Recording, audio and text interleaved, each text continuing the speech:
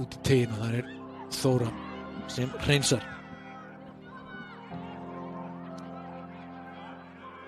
Fandís lyftir hér inn á tegin og Lilly tekur við honum í teg og skot og skorar hér. Frábært mark hjá Lilly Rut. Stórkostlegt mark. Tinna var ekki langt frá því verjan. Sjáðu sendingin á Fandís, frábær bolti. Tekur hann hér og hamrar hann í netið. Loka umferðinni. 8. umferð fyrir skiptinguna.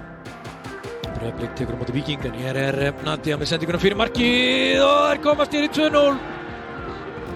Það Helena Ósk Halldórsdóttir sem bætir hér öðru markinu við. Nadia með flotta sendingu hér fyrir og